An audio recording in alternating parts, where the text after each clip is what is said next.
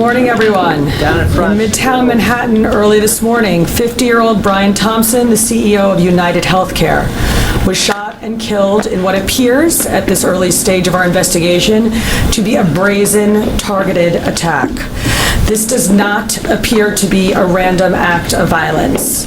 The victim was in New York City to speak at an investor conference. It appears the suspect was lying in wait for several minutes. And as the victim was walking to the conference hotel, the suspect approached from behind and fired several rounds, striking the victim at least once in the back and at least once in the right calf. Many people passed the suspect, but he appeared to wait for his intended target. The suspect fled, first on foot, then on an e-bike, and was last seen in Central Park on Center Drive early this morning. The victim was removed to Roosevelt Hospital, where he was pronounced.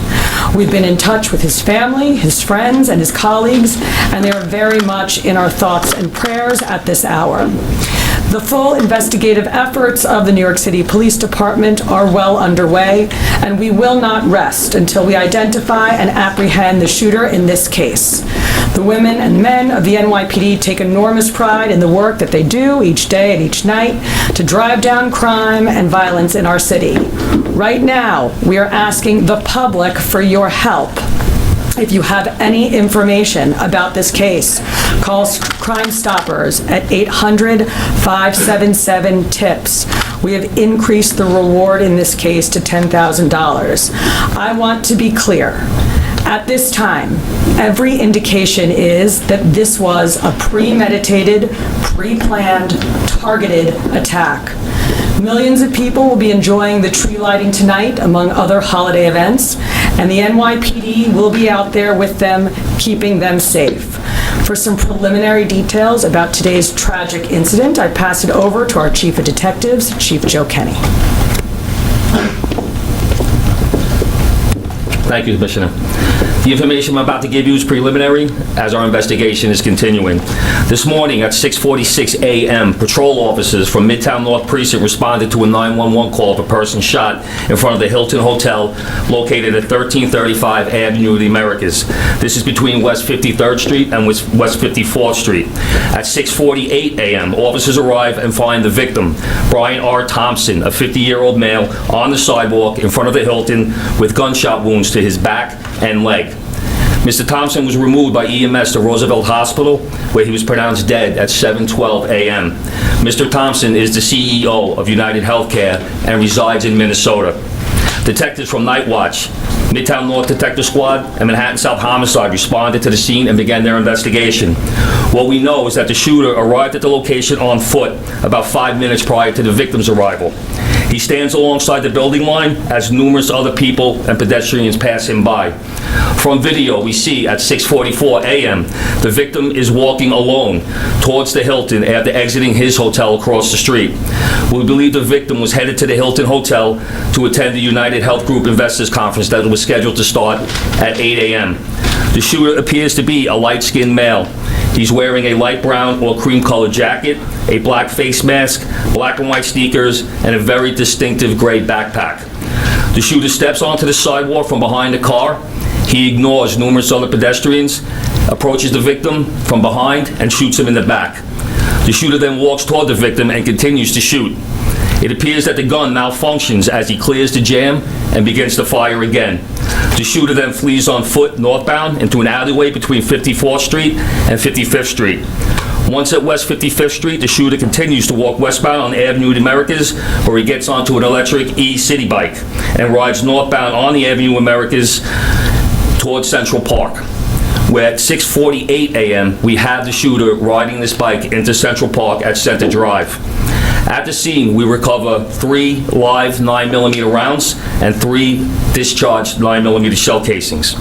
The motive for this murder currently is unknown, but based on the evidence we have so far, it does appear that the victim was specifically targeted, but at this point we do not know why. This does not appear to be a random act of violence. We are seeking information from the public to help identify the shooter. As the Commissioner said, we have upped the reward up to $10,000 for information. You're urged to contact Crime Stoppers at 1-800-577-TIPS. All information will be kept anonymous. Thank you very much. All right, well, we're going to open up to a couple of questions. We're going to start off with Shimon, CNN. So it's about an hour and 20 minutes before the start of the conference. Is there any indication that he was going to meet someone? Because it's pretty early. Is he on his way to meet someone there at the conference? He leaves the hotel dressed like he's going to be attending the conference. We're working with his co-workers and other people that he planned on attending the conference with to get that information. But as of right now, he's in charge of the conference, so we believe he was getting there to help set up. And then just the city bike, if I may. Do we know where that city bike is now?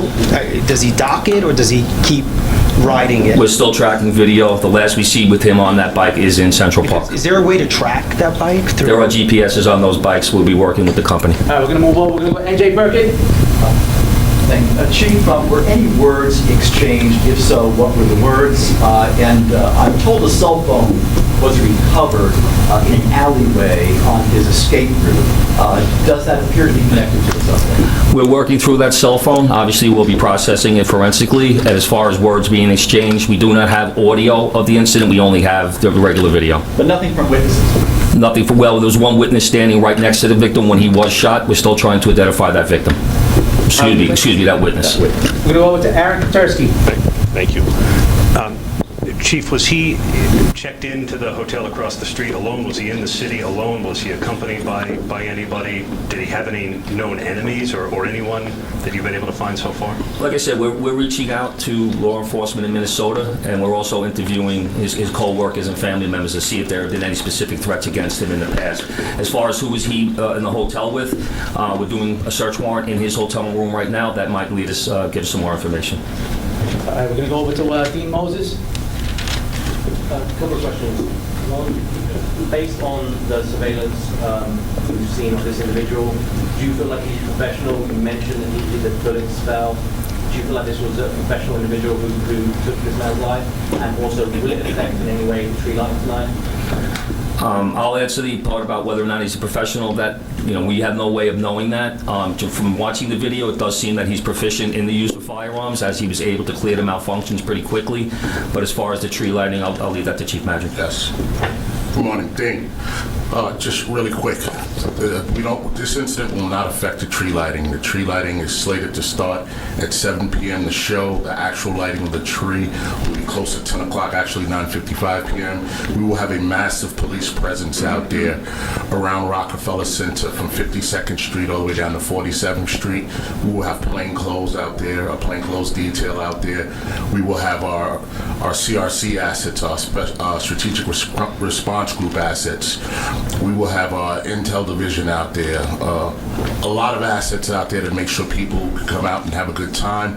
And we're going to have additional police officers in the subways as well, so people can take mass transit to make it easier to travel into the city and enjoy the tree.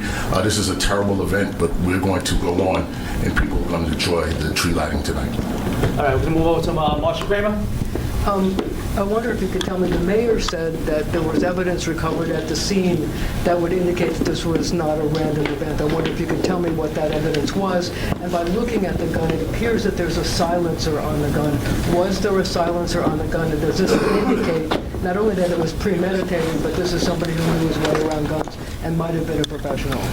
Once again, we won't know that until we complete our investigation and identify the shooter or recover that firearm. You see a glimpse of the gun in video, so we're not able to make a determination on whether or not a silencer was used on that quick glimpse of video. Is that a silencer? We can't tell from that little glimpse of video. I'm not going to commit to saying that at this time. That would be part of our investigation. And what evidence did you? There's a cell phone recovered in the alleyway, and once again, we will process that forensically and see if it comes back to this shooting. So you don't think that the cell phone was part of Brian Thompson's?